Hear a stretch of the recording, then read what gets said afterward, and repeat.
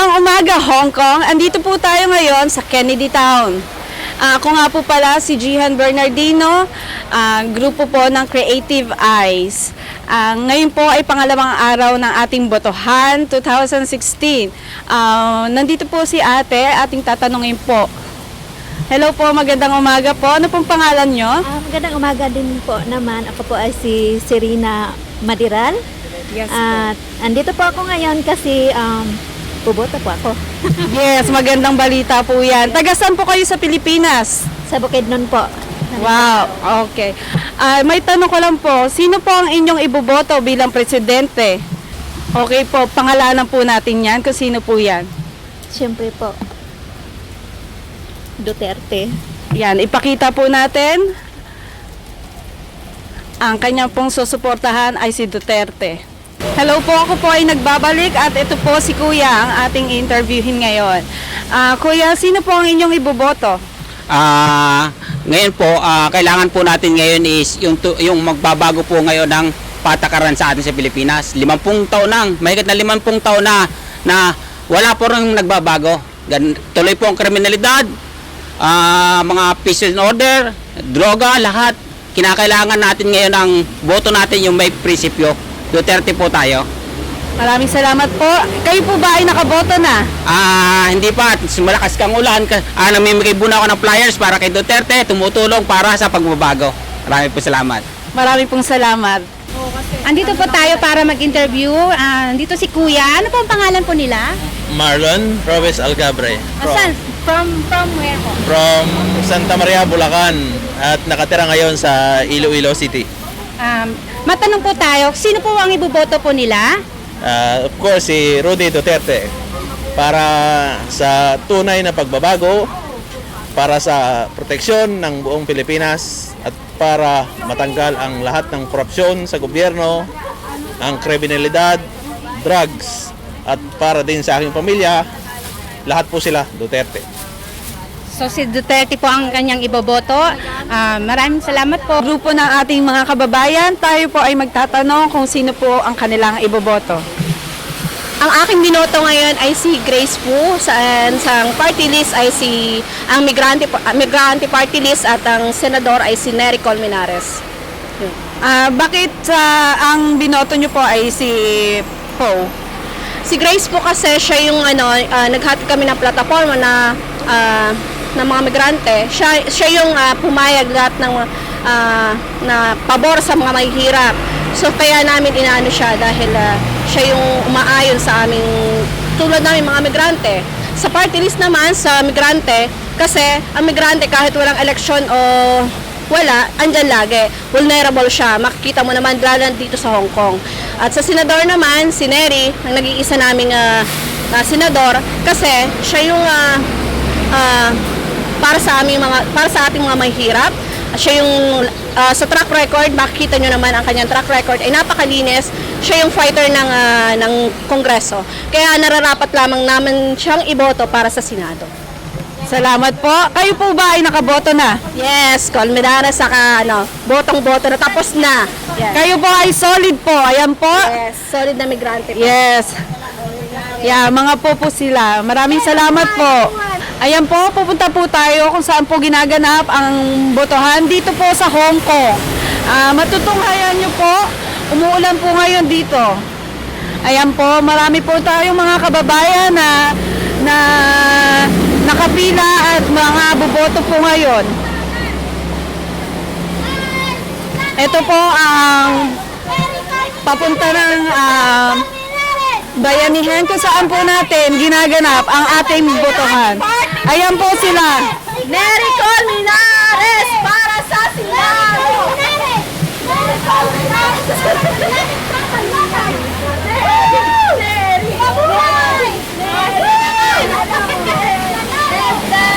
Hello po. Mga nakaboto na po ba kayo? Okay lang po yan. Kung sino man po, okay lang po yun. Si Duterte. Ayan po. Andito po tayo sa grupo ng ating mga kababayan. Magtatanong po tayo. Hello po, mga nakaboto na po ba kayo? Opo, tapos na po. Pwede po bang malaman kung sino po ang binoto nyo bilang Pangulo ng ating Pilipinas? Duterte kami! Duterte! Bakit po? Si Duterte lang kasi ang may tapang at malasakit sa mga Pilipino. Yon lang po ang gusto ko sa kanya. At mabilis na resulta, mabilis na action po si Duterte. Yan lang po. Maraming salamat po. Ayan po. Sino po ang inyong iboboto bilang Pangulo ng ating Pilipinas? Para sa amin po si Miriam Defensor Santiago po. At BBM yung Vice President namin. Bakit po? Siya lang naman ang pag-asa ng bayan para sa pagbabago ng ating bansa. Ayan po mga kababayan, narinig. Yes.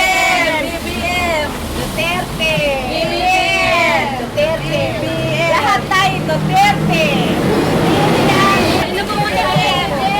Hello po, mga kapwa OFW. Pwede po magtanong? Kayo po ba ay nakaboto na? Hindi pa.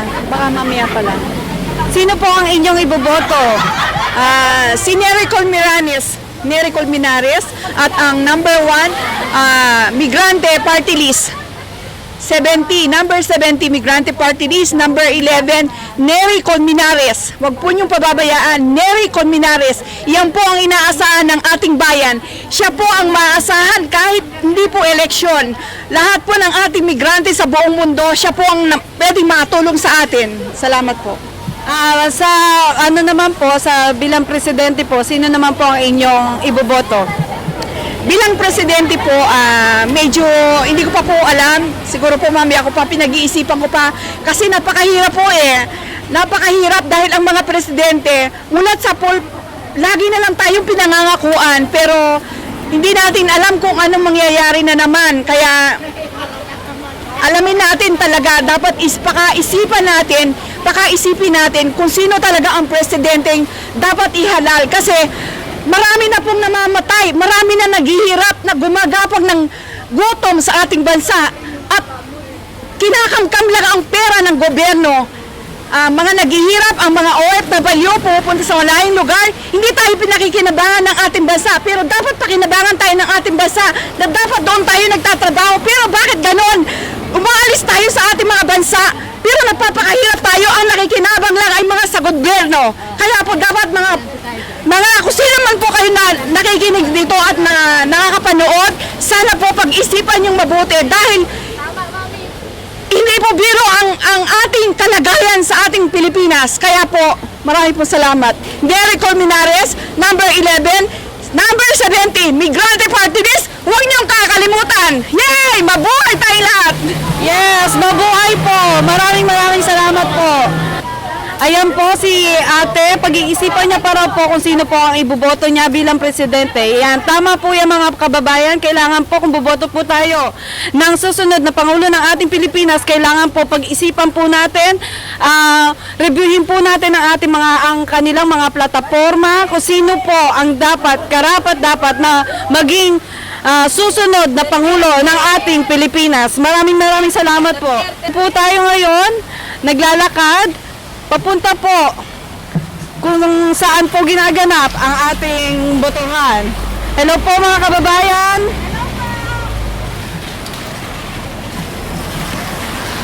Medyo masama po ang panahon pero tuloy-tuloy pa rin po ang pagboto. Wala pong makakapigil. Para po ito sa kinabukasan ng Pilipinas. Hello po. Pwede po magtanong? Kung nakaboto na po ba kayo? Tapos na po. Okay po. Pwede po ba naming malaman kung sino po ang binoto nyo bilang Pangulo ng ating Pilipinas? Si Rodi Duterte po. Bakit po? Kasi po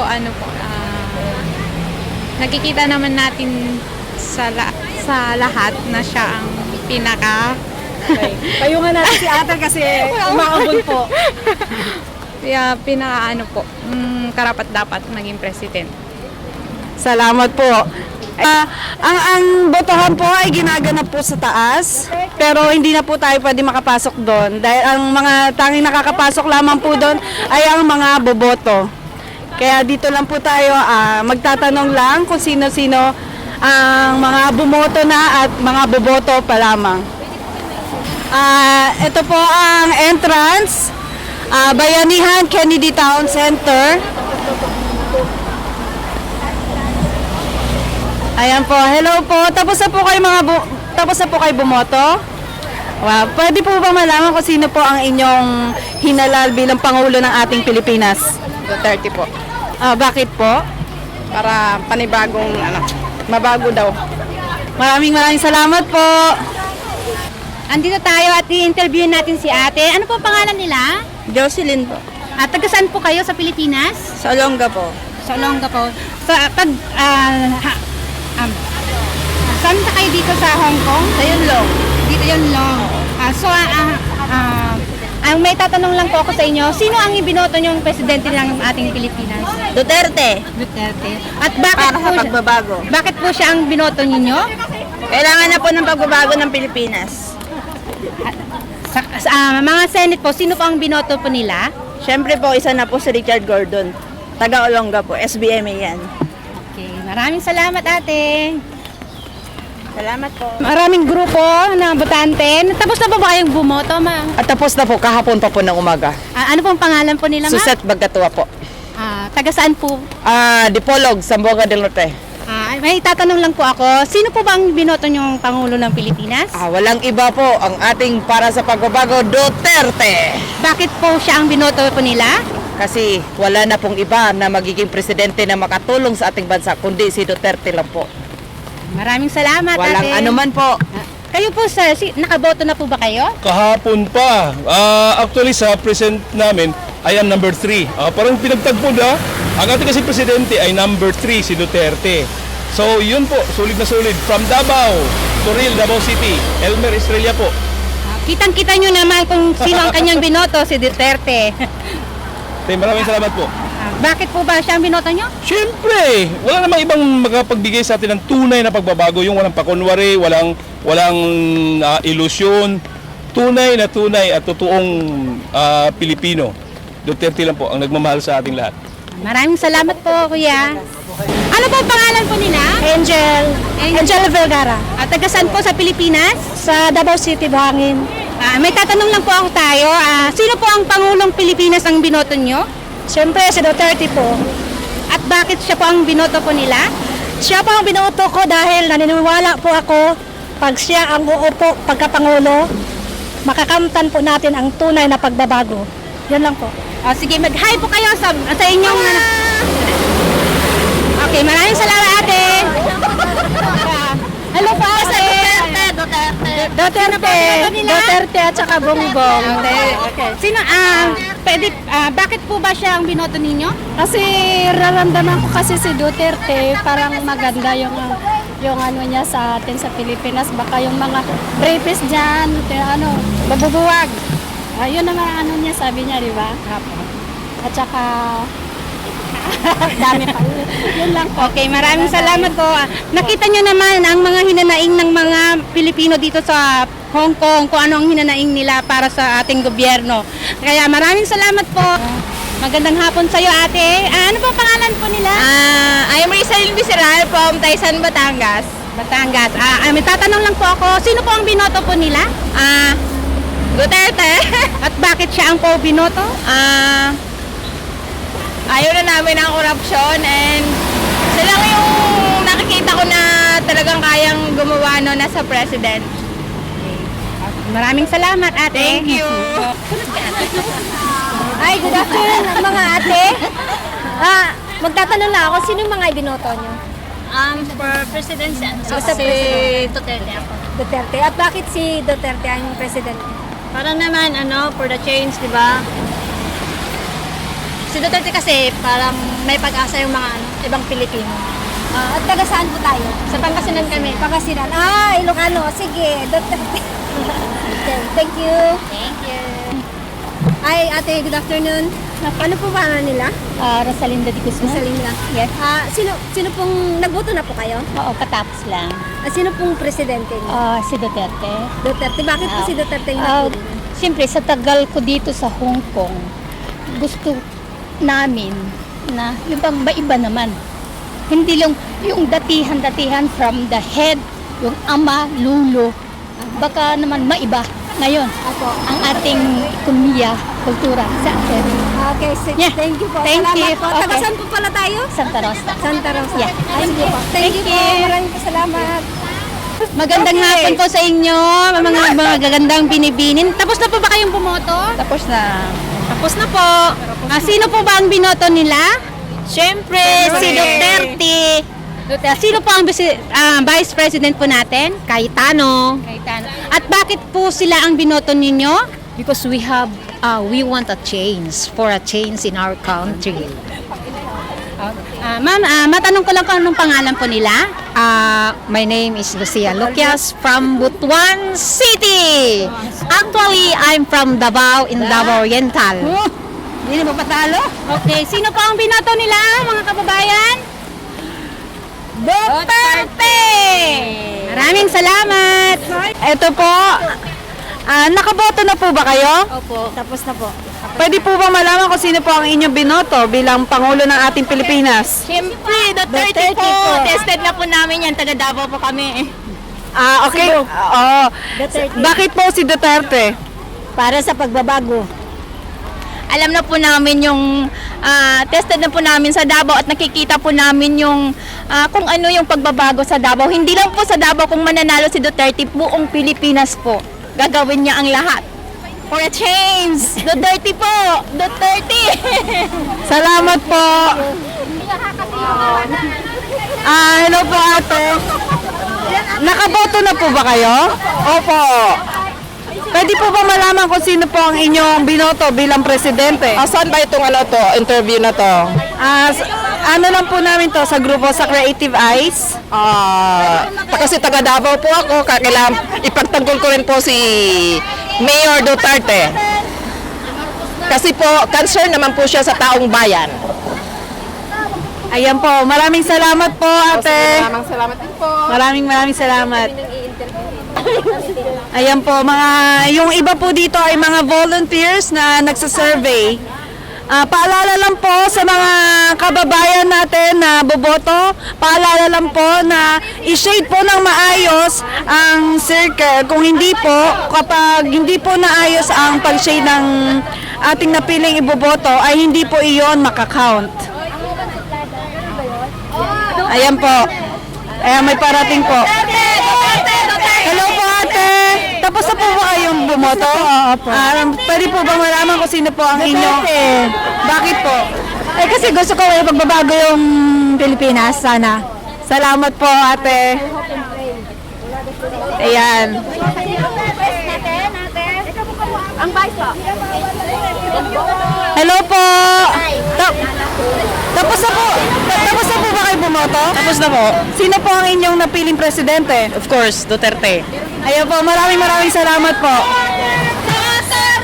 Mga nakaboto na po ba kayo? Ako, hindi pa! Botan muna kami! Boto na tayo! Bakit po si Duterte? Kailangan ng tunay na pagbabago sa Pilipinas at yon ay makikita natin kay Mayor Rodrigo Duterte. Siya lang ang nararapat na maging presidente para sa Pilipinas. At kung boboto man tayo, pakita namin na mga voluntaryo lang kami dito at nakikita ninyo yung unity ng mga buong Pilipino dito sa Hong Kong. We need change, total change talaga sa Pilipinas. Tama na! Yes! Duterte kami! Tulong-tulong kami dito dahil mahal namin ang bayan namin, mahal namin ang aming pamilya, mahal namin ang OFW at lalong-lalo na pinapakita namin na mahal namin ang Diyos. Makikita ninyo ang pagmamahal namin sa bayan. So Duterte kami! Total change! Palitan na po! Palitan na ang lumang sistema ng gobyerno. Federalism! Yes, no, federalism.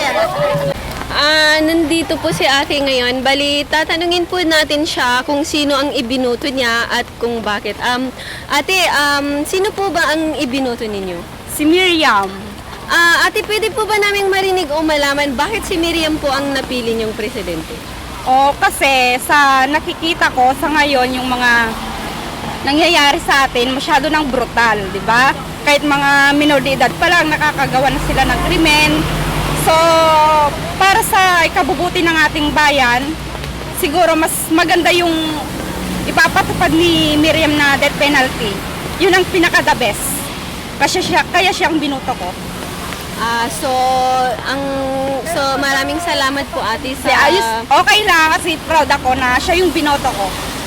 Sige, sabihin niyo po. Sige. At ayan po, si ate, ang ibinuto at pinili niya pong presidente ay si Miriam Santiago, which is yun po nasabi niya lahat. So maraming salamat ate sa pangalap na Thank you. Nakaboto na po ba kayo, Nay? Opo, ma'am. Matanong ko po kung anong pangalan po nila. Emma Recudo, taga Bulacan. Tatanong ko po, sino po ang binoto po nila bilang Pangulo ng Pilipinas? Si Mayor Duterte. Magandang hapon po. Kasama po natin si ate ngayon. Ate, nakaboto na po ba kayo? Nakaboto na po. Pwede pong malaman kung sino po ang inyong binoto bilang presidente ng ating Pilipinas. Si Mar Rojas po. Bakit po? Kasi po, yung siya na ang nasa gobyerno tapos ipagpatuloy niya yung kung anong naumpisan sa gobyerno para matuloy-tuloy, hindi mahinto. Kasi pag iba yung uupo, iba na naman, panibago na naman. So yun para sa akin, kaya iboto ang LP. Salamat! Salamat po. Ayan po, magandang hapon po. Ayan po, natunghayan po natin ang lahat ng ating mga kababayang OFW na bumoto ngayon sa araw na ito. Kaya po, sa mga kababayan po namin dito na mga OFW, wag po nating kalimutan na bumoto. Dito lamang po sa Bayanihan Center, matatagpuan nyo po yan dito sa Kennedy Town. Maraming salamat po. Maraming salamat po. Pilipinas 2016 dito po sa Hong Kong. Ako po si Jihan Bernardino. At ang iyong lingkod, Christine Arceo. Maylin Cabote, ang iyong lingkod. At Narcelita Licudini, ang inyong lingkod. On behalf of Creative Eyes, it's a media coverage of Hong Kong election, second day of election ng OFW dito sa Hong Kong. Maraming salamat po at mabuhay!